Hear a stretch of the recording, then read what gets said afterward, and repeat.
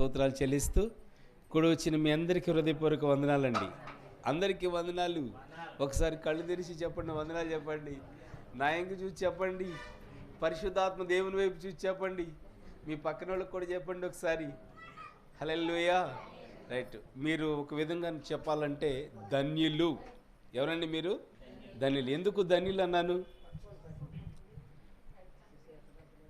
ఎందుకు ధన్యులు అన్నాను మిమ్మల్ని?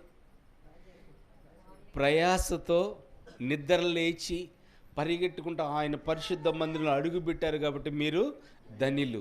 అంతేకాకుండా ఇంకో మాట అంటున్నానండి, మీరు దేవుని ఆశీర్వాదాన్ని వెంట పెట్టుకుని, గట్టిగా చెప్పండి, ఆమె చెప్పండి, దేవుని మేలు వెంట పెట్టుకుని వెళతారు. అయితే ఒకసారి ఈ ఉదయకాలము కొన్ని విషయాలు పరిశుద్ధ గ్రంథంలోంచి నేర్చుకుందాం.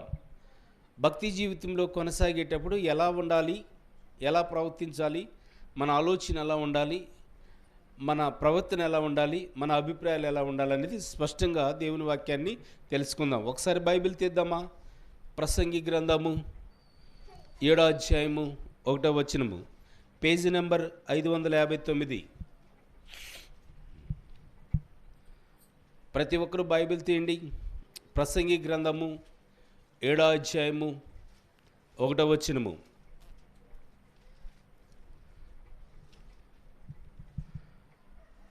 ప్రసంగి గ్రంథము 7వ అధ్యాయము 1వ వచనం. మరొకసారి చెప్తున్నాను, పేజీ నెంబర్ 559. అందరూ తీయండి. బైబిల్ ప్రతిసారి తిరిగే అవసరం లేదు. మనం ప్రతి మాట కూడా ఈ వచనంలోంచి తీయబడద్ది. పరిశుద్ధాత్మ దేవుడు స్పష్టంగా తేటగా మనతోనూ మనందరితోనూ మాట్లాడి దేవుని ఆశీర్వాదాలు మేలులు వెంట పెట్టుకుని వెళ్ళాలి, దేవుల్ని వెంట పెట్టుకుని వెళ్ళాలి. అందరు తీశారమ్మా? 559 పేజీ.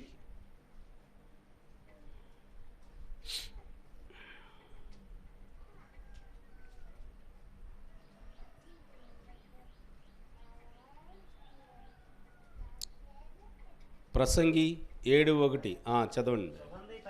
సుగంధ తైలము కంటే మంచి పేరు మేలు, ఒకని జన్మదినము కంటే మరణ దినమే మేలు. ఒకసారి అనండి.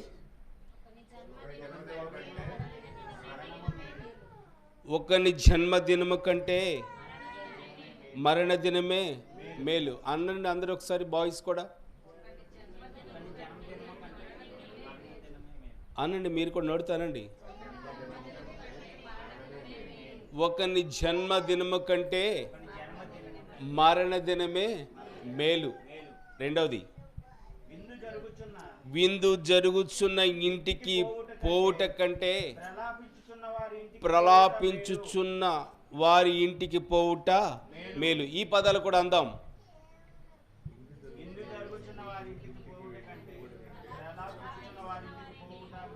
మేలు. రైట్. అంత బారు చదవలేకపోయినా ఒక విందు జరుగుతున్న ఇంటికి వెళ్ళట కంటే ఏడ్చే వాళ్ళ ఇంటికి వెళ్ళటము మేలు. ఎలా అనగా మరణము అందరికీ వచ్చును. ఏమంటండి? మరణము అందరికీ వచ్చును కనుక బ్రతుకువారు దానిని మనసున పెట్టుదురు. హల్లెలూయా. పరిశుద్ధుడా, ఈ ఉదయకాలము ఈ వాక్యాన్ని నీ బిడ్డలకి ధ్యానిస్తుండగా నీ రెక్కల కింద భద్రపరిచి మేలు మేలు మేలన్నవు తండ్రి. ఏది మేలని ఎంచడానికి, ఏది మేలని సరిచేసుకోవడానికి కృపను భాగ్యాన్ని దయచేయండి. ఈ వాక్యం ద్వారా, ఈ మర్మాల ద్వారా మా హృదయాన్ని అయ్యా తండ్రి బలపరచండి, దీవించి ఆస్వాదించండి. మేము ఎలా ప్రవర్తించాలో, సమాజంలో ఎలా జీవించాలో, ఎలా ఉండాలో నేర్పించమని, సాయం చేయమని, తోడమని, దీవించమని యేసు పరిశుద్ధ నామమున అడిగి వేడుకొని స్తుతించి ప్రార్థిస్తున్నాం తండ్రి. హల్లెలూయా, హల్లెలూయా. ఒకని జన్మదినము కంటే మరణ దినమే మేలు. ఏది మేలు అంటారు? మిమ్మల్ని అడుగుతున్నాను, ఏది మేలు అంటారు? జన్మదినము మేలా, మరణదినం మేలా? ఎందుకని మరణాన్ని మేలని ఎందుకు అంటున్నాం? ఎవరింటికి వెళ్ళాలి మనం? పుట్టినరోజు జరుగుతున్న వారి ఇంటికి వెళ్దామా? ఎవరింట్లో ఏదైనా మరణిస్తే వారింటికి వెళ్దామా? వారి బాధలో ఉన్నారు కాబట్టి వారింటికి వెళ్దామా? పుట్టినరోజు వారింటికాడ ఏం జరుగుద్ది? సంతోషం జరుగుద్ది. ఇంకేముంటుంది? మంచి మంచి కేకులు కట్ చేస్తారు. ఇంకేముంటాయి? మంచి మంచి భోజన పదార్థాలు ఉంటాయన్నమాట. చూడండి, ఎక్కడికి వెళ్దాం? ఇప్పుడు అంటారండి, మామూలుగా అయితే ఎక్కడికి వెళ్దాం? భోజనాల కాడికి వెళ్దామా, ఇక్కడికి వెళ్దామా?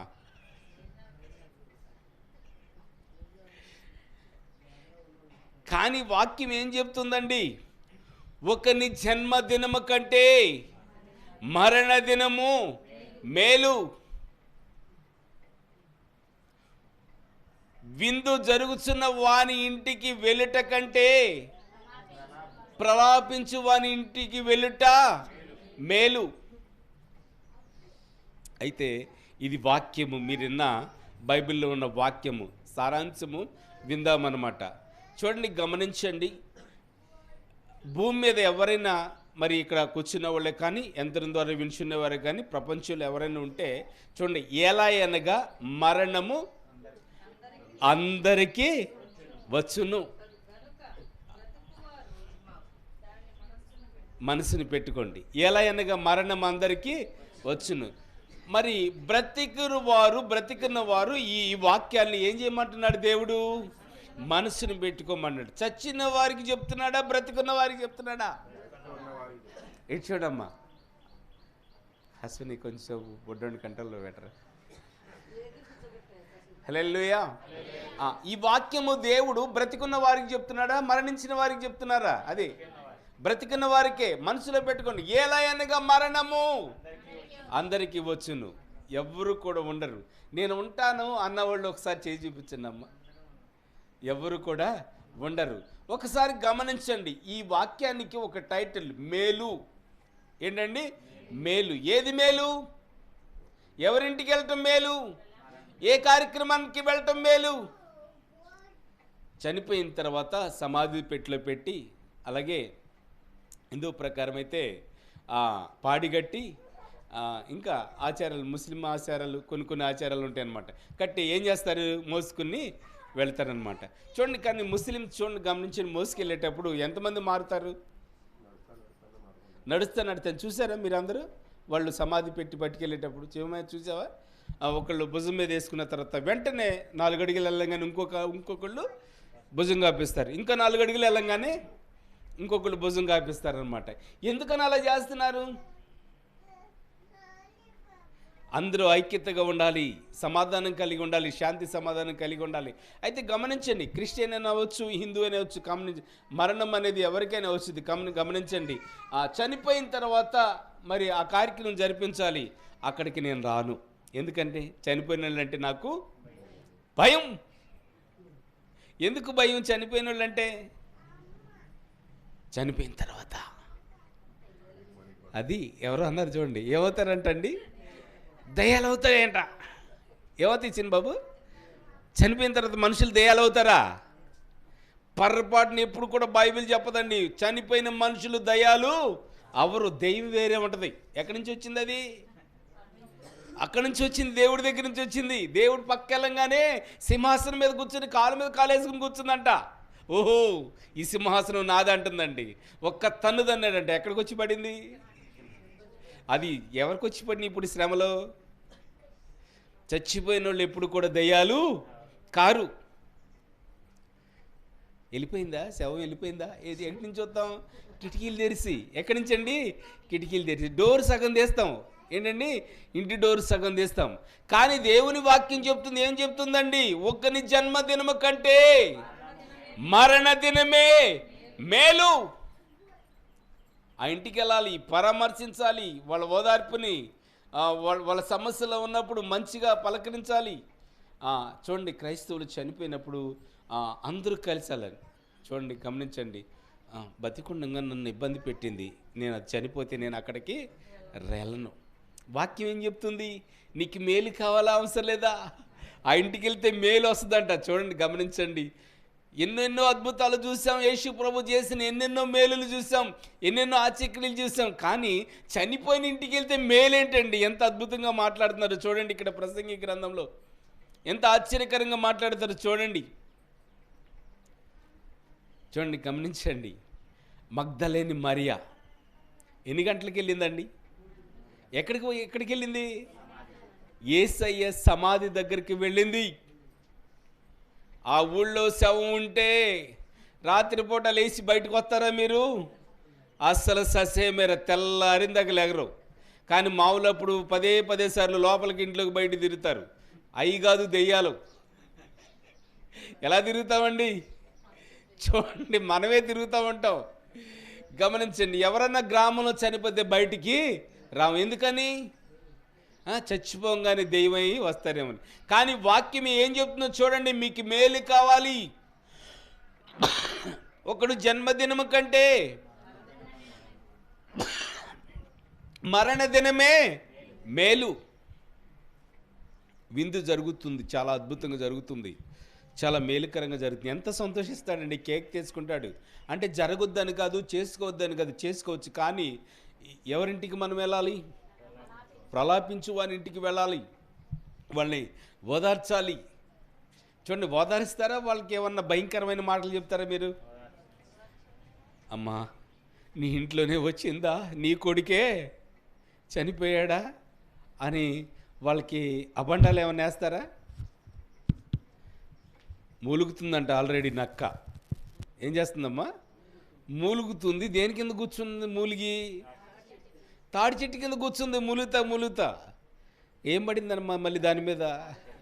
మూలిగే నక్క మీద తాటికే పడిందంట. ఆల్రెడీ దానికి ఏమైంది? ఆల్రెడీ ప్రాబ్లం వచ్చింది, ఆ ఇంట్లో ప్రాబ్లం వచ్చింది, ఆల్రెడీ మూలుగుతూ ఉన్నారు.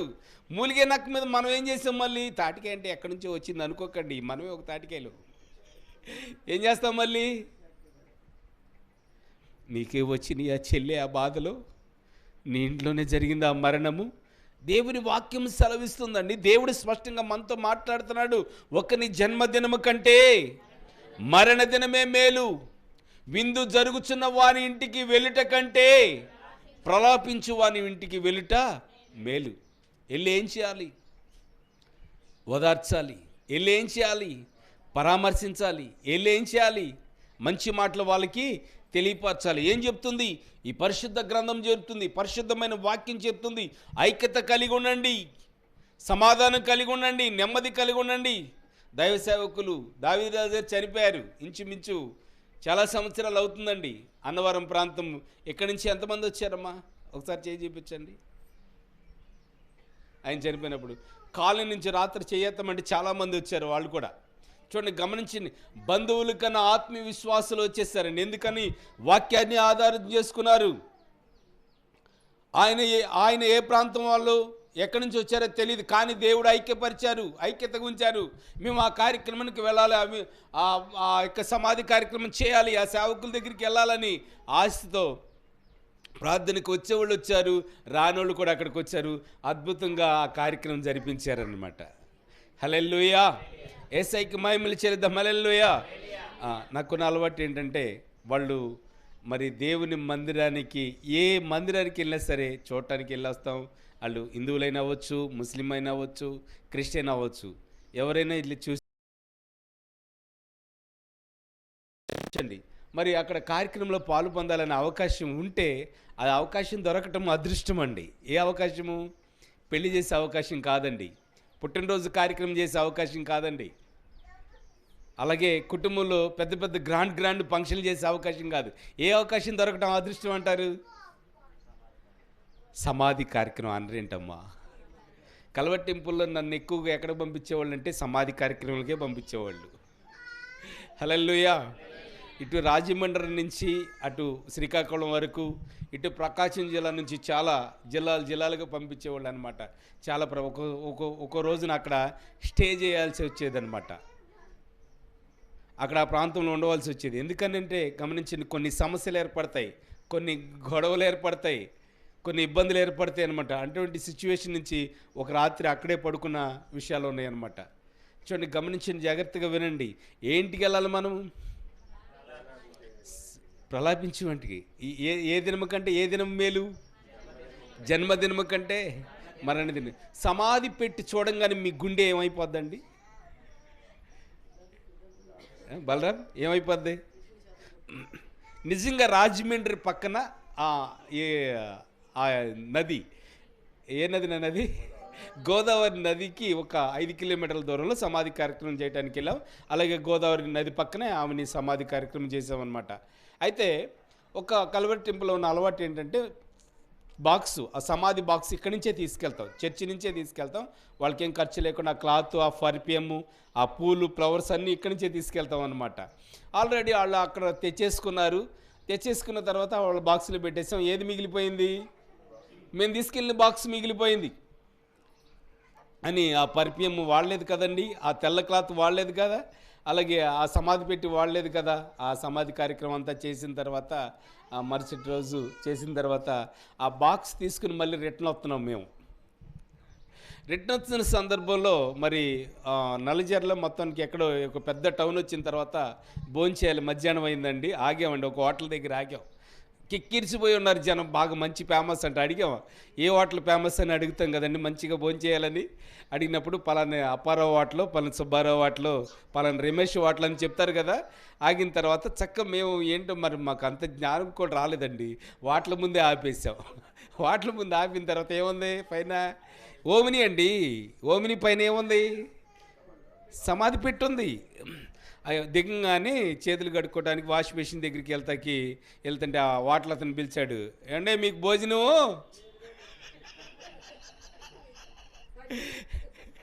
మీకు భోజనం లేదండి, ఆల్రెడీ వడ్డిస్తున్నారు, డిప్పలు కనపడుతున్నాయి అక్కడ. మా వాళ్ళు నిరుత్సాహపడిపోయారు పాపం. మంచి భోజనం తినదు, కిక్కిరిసిపోయిన జనం అండి. మీకు భోజనము లేదన్నారు. చూడండి, గమనించి ఆ పెట్టెలో ఏముందో, వీళ్ళు ఎక్కడికి వెళ్ళి వస్తున్నారు, లోపల ఎవరో ఉన్నారో డౌటే కదండి. గమనించండి, భోజనం కూడా పెట్టలేదండి మాకు అక్కడ. చూడండి, గమనించండి, ఒక భయం అండి. ఏంటండి? ఒకని జన్మదినము కంటే మరణ దినమే మళ్ళీ. వాటిలోడు గడగలాడాడు. వాటిలో ఉన్నవాడు పారిపోతారని భయం వేసింది వాడికి. వాడు బిజినెస్ పోద్దని భయం వేసిందండి.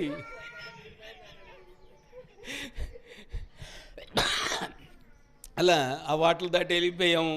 భోజనం మాకు పెట్టలేదు అక్కడ. ఈసారి ఒక ఐడియా వేసామండి, ససేమేర వాటిల దగ్గర మన వ్యాను ఆపకూడదని చెప్పేసి చాలా దూరంలో ఆపామండి. ఎవరైనా చూసినా చెప్తారు వీళ్ళు నడుచుకుంటూ వస్తున్నారని చెప్తారు అని ఇన్ఫర్మేషన్ ఇస్తారని కనపడకుండా చాలా దూరం ఆపి నడుచుకుంటూ వచ్చి అప్పుడు అప్పుడు భోంచేసాం అనమాట. ఎందుకంటే గమనించండి, ఒక పెట్టిన చూసే మాకు భోజనము పెట్టలేదండి. చూడండి, గమనించండి, జాగ్రత్తగా వినండి. చూడండి ఎంత అవస్థలో చూడండి. అది మేలండి, ఆశీర్వాదము, దీవెనండి. ఆ కార్యక్రమము దీవెన, ఆ కార్యక్రమం మేలు. ఎవరు బ్రతికుంటారు ఈ భూలోకంలో? ఒక్కరు కూడా బ్రతికుంటారు. ప్రతి ఒక్కరు కూడా ఎలా అయినగా మరణం అందరికీ వచ్చును.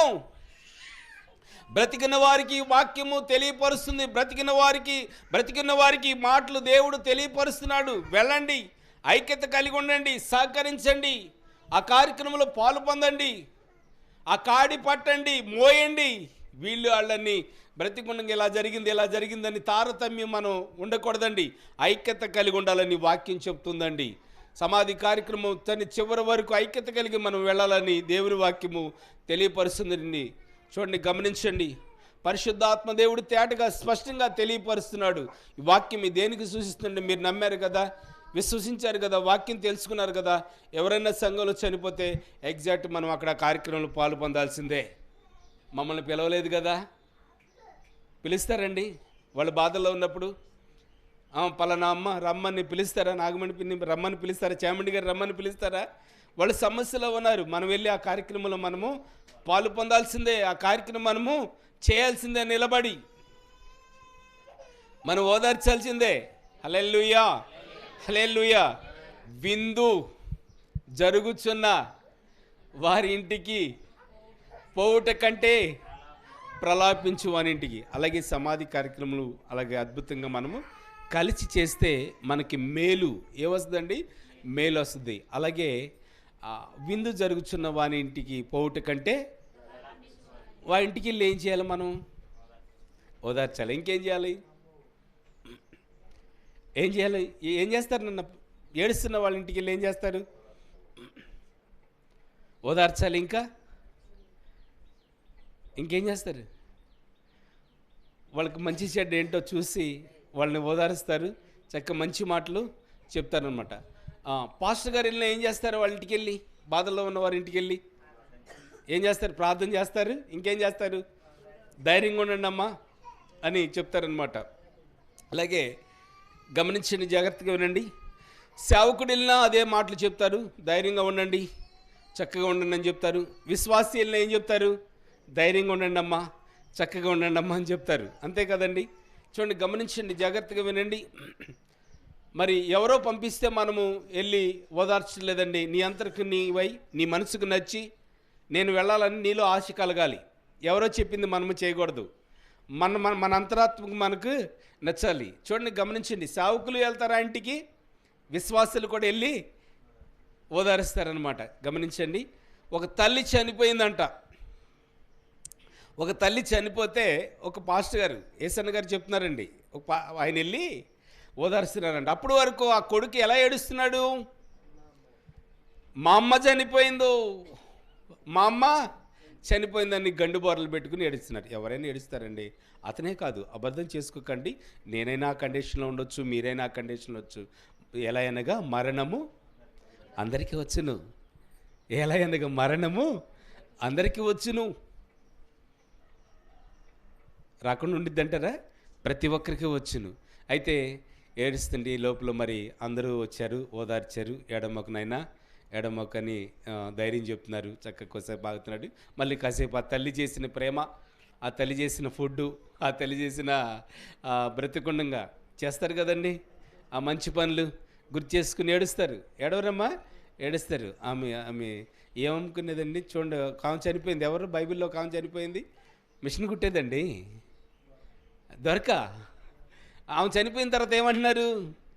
వస్త్రాలు చూపిస్తున్నారు, అంగీలు చూపిస్తున్నారు. అయ్యో, బ్రతికుండంగా ఈ అంగీలు ఆమె కుట్టింది. చూడండి, పేరు పోయిందంటారా? బ్రతికుండంగా చనిపోయిన పేరు పోయిందంటారా? పోలేదండి. మా అమ్మ ఇలా చేసింది, మా తల్లి ఇలా చేసింది, మా తల్లి ఇలా ఉండేదని అతను ఏడుస్తున్నాడు. అందరూ ధైర్యం చెప్తున్నారు. మీలాంటి వాళ్ళు అందరూ ధైర్యం చెప్తున్నారండి. పాస్టర్ గారు కూడా వచ్చి ధైర్యం చెప్తున్నాడండి. చూడండి, ఏమన్నాడంటే ఒక్క మాట అన్నాడండి, నీ తల్లి నా తల్లి కాదా అనేపాటికి ఎంత సంతోషం వచ్చింది అతనికి.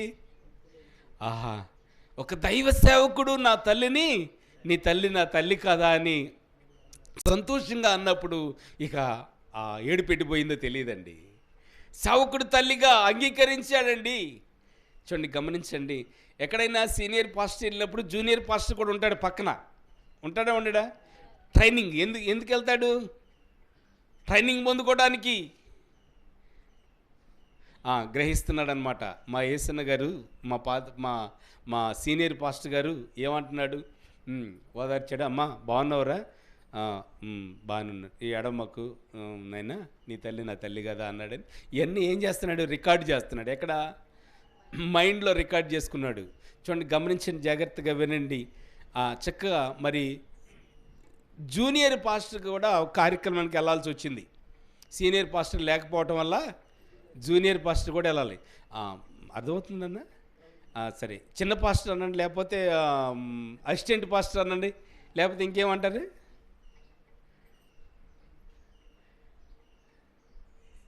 పెద్ద పాస్టర్ తర్వాత చిన్న పాస్టర్ని ఏమంటారు మన భాషలో? అది పెద్దయ్య గారు, చిన్నయ్య గారంట. ఆయన వెళ్ళాడంట. ఆయన వెళ్ళి చూశాడు కదండి, గట్టిగా సమాధి కార్యక్రమం ఎట్లా చేయాలో నేర్చేసుకున్నాడు. వారితో ఎట్లా మాట్లాడాలో నేర్చేసుకున్నాడు అనమాట. ఎందుకంటే గమనించిన ఈ వాక్యాలు, ఈ ఉదాహరణలు, ఈ మర్మాలు ఎందుకు తెలియపరుతున్నానంటే ఆయన వెళ్ళాడు, ఓదార్చుతున్నాడండి. చూడండి, ఆయన ఆల్రెడీ ఆ పెద్ద పాస్టర్ గారు ఓదార్చారు కదా ఒక కార్యక్రమంలో, నేను కూడా అలా ఓదార్చాలి. ఎవరినో చూసి నేర్చుకునేది కాదండి. పరిశుద్ధాత్మదేవుడు మనకివ్వాలి పలకరింపుల్లో. పరిశుద్ధాత్మదేవుడు మనతో మాట్లాడాలండి. పరిశుద్ధాత్మదేవుడు ఆ గృహంతో నేనేం మాట్లాడాలయ్యా, ఆ ఇంటికి వెళ్ళి నేనేం ప్రార్థన చేయాలని పరిశుద్ధాత్మదేవుడిని అడగాలని. ఎవరో చేసిన దాన్ని కాపీ కొడితే మనకు అయ్యే పని కాదు. నాగేశ్వరం గారు ప్రార్థన చేశారని చెప్పి ఆమెకులాగా చేయాలంటే అటు కుదురుద్ది. ఆమెకి ఇచ్చే ప్రార్థన ఆమెకి ఇస్తాడు, నాకు ఇచ్చే ప్రార్థన నాకు ఇస్తాడు. బాబు లేక వాక్యం చెప్పాలంటే ఎలా కుదురుద్ది? బాబుకి ఇచ్చే వాక్యం బాబుకి ఇస్తాడు, కొండలకి ఇచ్చే వాక్యం కొండలకి ఇస్తాడు. కొండలేక పాటలు పాడాలంటే నాకెట్ట కుదురుద్ది? ఆయనకి ఇచ్చే పాటలు ఆయనకి ఇస్తాడు, నాకు ఇచ్చే పాటలు నాకు ఇస్తాడు అనమాట. ఎవరి తలంత వారికే. ఎవరిస్తారండి? పరిశుద్ధాత్మదేవుడు ఇస్తాడండి. దేవా, ఈ కార్యక్రమంకి వెళ్తున్నాను, ఇంటికి వెళ్తున్నాను తండ్రి, మీరు వారిని ఎలా ఓదార్చాలో, ఎలా నడిపించాలో మీరు నాకు సహాయం చేయమని దేవుని పదాలు పట్టుకుంటే సరిపోద్ది. కానీ సీనియర్ పాస్టర్ చెప్పాడని చెప్పేసి మరి ఓదార్చాడని చెప్పి కాఫీ కొట్టేసి వెళ్ళిపోయాడంటండి. ఒక ఆమె చనిపోయిందండి. యవనస్తురాలు చనిపోతే ఏడుస్తున్నాడు. తన భర్త చాలా ఏడుస్తున్నాడు, చాలా బాధపడుతున్నాడు అనమాట. అయ్యో, నా భార్య చనిపోయింది, పెళ్ళయి కొంతకాలం అయిపోయిందని చెప్పేసి చాలా ఆ బంధువులు కుటుంబంలో రోధిస్తున్నారు, ఏడుస్తున్నారు, బాధపడుతున్నారు, చాలా ఇబ్బంది పడుతున్నారు అనమాట. సరే, ఆల్రెడీ ప్రిపేర్ అయి ఉన్నాడుగా ఎవరైనా జూనియర్ పాస్టర్ ఆల్రెడీ ప్రిపేర్ అయి ఉన్నాడు కదండి. చూడండి, బాగా కసిగా ఉన్నాడనమాట. ఓదార్చడానికి బాగా ప్రిపేర్ అయిపోయి ఉన్నాడు. ఓదార్చడానికి వెళ్ళాడండి. అయ్యగారిని కాఫీ కొట్టేశాడు, వెళ్ళిపోయాడు. గబగబా అయ్యగారి కన్నా ఎక్కువ క్రెడిట్ పొందుకోవాలి, అయ్యగారి కన్నా హైలైట్ అవ్వాలని చెప్పేసి గబగబా వెళ్ళిపోయాడండి. జనాలు అందరూ ఏడుస్తున్నారు, తన భర్త కూడా ఏడుస్తున్నారండి. చూడండి, భుజం మీద చేసాడు. అయ్యగారు వేసినట్టు భుజం మీద చేసి చూడండి, సేవకుడు ఏమన్నాడు అంతకుముందు? నీ తల్లి నా తల్లి కాదు అన్నాడండి. కానీ ఈయన కాఫీ కొట్టి ఏమన్నాడండి? నీ భార్య నా భార్య నా భార్య కాదా అన్నాడండి. చూడండి, వాడికి కోపం వచ్చిందండి. చుట్టుపక్కన కర్ర ఎక్కడో ఆ ఏడు పెట్టిపోయిందో. ఈడెవడరా బాబు, నా భార్య చచ్చిపోయిన బాధలు నేనుంటే నా భార్య నీ భార్య కదా అంటున్నాడు అని చెప్పేసి గమనించండి, జాగ్రత్తగా వినండి. మనం వెళ్ళి ఓదార్చలే కానీ ఎవరినో విమర్శించడానికి మనం చూడకూడదు. ప్రలాపించు వాని ఇంటికి కంపల్సరిగా వెళ్ళాలి, ఓదార్చాలి. ఇందాక చెప్పా కదండి, ములిగే నక్క మీద తాటికే పడినట్లు మనం వారి మీద అబండాలు వేయకూడదనమాట. మనం మాట్లాడే విధానము, ప్రవక్తన, ఆలోచన నేర్చుకోవాలి. అయితే బైబిల్ ఎందుకుంది? ఈ పవిత్రమైన గ్రంథం ఎందుకుంది? నేర్చుకోవటానికి, చదువుకోవటానికి. చదువు రానోళ్ళు ఉంటే చూసి ధ్యానించుకోవటానికి ఉందండి. గమనించండి, ఇది తల కింద పెట్టి పడుకుంటే మరి రోగాలు పోతాయంటారా? ఇది తల కింద పెట్టి పడుకుంటే హార్ట్ అటాక్ నుంచి స్వస్థత వచ్చిందంటారా? రాదండి. నీ హృదయంలో ఉండాలి. ఎక్కడ ఉండాలండి? మార్పు నీ హృదయంలో ఉండాలి, నీ తలంపులో ఉండాలి. చూడండి, ఒక తాతయ్య హాస్పిటల్లో ఉన్నాడండి. హార్ట్ అటాక్ ప్రాబ్లంతో హాస్పిటల్లో ఉన్నాడు. హాస్పిటల్లో జాయిన్ చేశారు ఆయన్ని. అన్ని చెకప్లు చేస్తున్నారన్నమాట. చూడండి, ఈ చిన్న బైబిల్ కాదండి. వాళ్ళకి ఎవరినన్నా ఆర్సీఎం వాళ్ళకి ఎంత బైబిల్ ఉంటుంది? అది చాలా పెద్ద బైబిల్ ఉంటుంది, చాలా బోరం ఉంటుంది. మా తాతకి హార్ట్ అటాక్ వచ్చిందని చెప్పేసి, స్వస్థపడాలని చెప్పేసి రాత్రిపూట గుండెల మీద పెట్టిందంట మనోరాలు. ఎక్కడ పెట్టిందమ్మా? ఎక్కడ పెట్టింది? హార్ట్ అటాక్ నుంచి బాగుపడాలని గుండెల మీద పెట్టిందంట.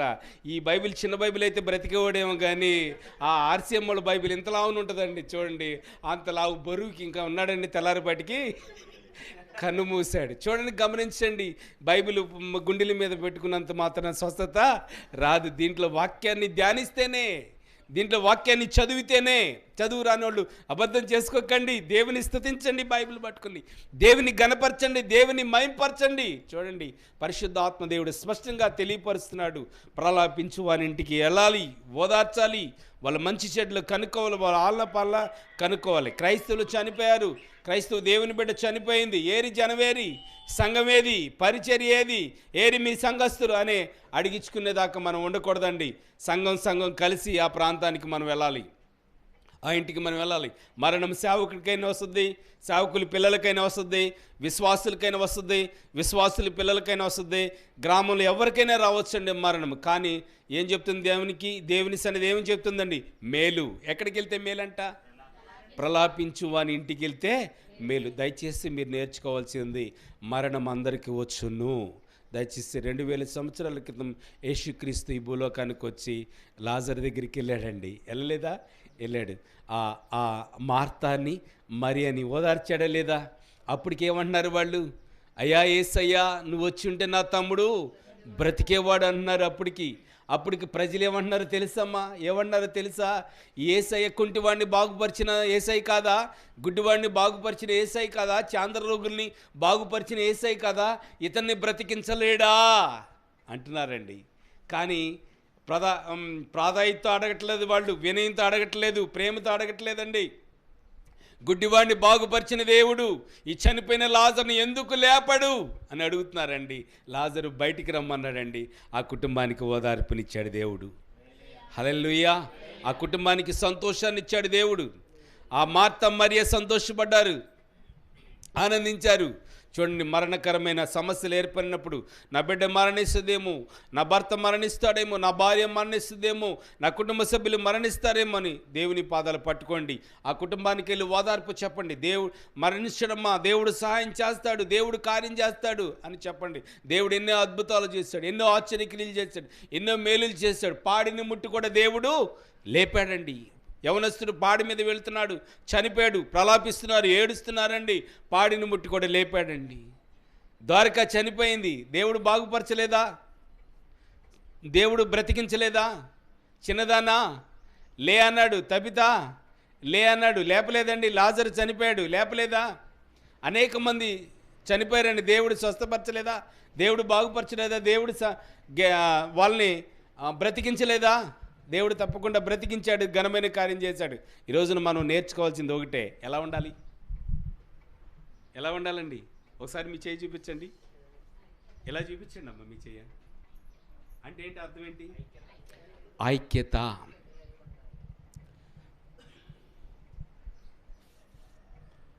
అడుగుతూ ఉంటారు. ఆల్రెడీ నా సినిమాతో అడిగేసింది, ఏమని? నా సమాధి కార్యక్రమం గ్రాండ్గా చేయాలి, నువ్వే చేయాలి అంటే. చూడండి, రేపేమి సంభవిస్తుందో మనకి తెలీదు. చూడండి, గమనించండి. ఇలాంటి కార్యక్రమాలకు మీరు చెప్పపోయినా నేను వచ్చేస్తాను. నేను పిలవని పేరెంట్ అంటే ఏది? ఇదే. ఏదండి? పిలవని పేరెంట్ అంటే ఇదేనండి. అంటే ఆ ఆశ అన్నమాట. ఏంటంటే దేవుని పూర్వకంగా వెళ్ళాలి, ప్రార్థన పూర్వకంగా వెళ్ళాలి, పాటలు పాడుకుంటూ వెళ్ళాలి, ఘనంగా వెళ్ళాలి, నా ఆత్మ దేవుని రాజ్యం వెళ్ళాలి, సంతోషంగా ఉండాలి, గణపరచబడాలి. చూడండి, అవకతవకలు అనేది ఎవరికైనా ఉంటాయి, సమస్యలు అనేది ఎవరికైనా ఏర్పడుతూ ఉంటాయి. ఒక ఆశ, ఆయన సన్నిధిలోకి ఒక సేవకుడు పంపించాలి అని. ఎవరైనా చనిపోవచ్చు, ముందు బాబే చనిపోవచ్చు, ముందు వెనక ఉందంటారా? చూడండి, ఉదాహరణ చెప్తున్నానండి. పెద్ద చిన్న వయసు సంబంధము లేదు, ఎవరైనా చనిపోవచ్చు. చిన్నవాళ్ళు చనిపోవచ్చు, యవనస్తులు చనిపోవచ్చు, వృద్ధులు చనిపోవచ్చు, అధికారులు చనిపోవచ్చు, ఎంత డబ్బున్నా సరే. రాజకీయ నాయకుడు చనిపోవచ్చు, సామాన్యుడు చనిపోవచ్చు, ఎవరైనా చనిపోవచ్చు అండి. కానీ ప్రభు సన్నిధిలో ఈ కార్యక్రమానికి అందరూ ముందుకు వెళదామండి. ఆ మేలు జరుగుద్దంట మనకి. ఏం జరుగుద్దంట? మేలు. అట్టి మేలు మన సంఘానికి, మన పరిచర్యకి నా దేవుడు దయచేయను గాక. ఈ వాక్యం వింటున్న వారికి అట్టి మేలు దేవుడు అనుగ్రహించును గాక. రైట్, మోకరించండి, ప్రార్థించుకుందాం.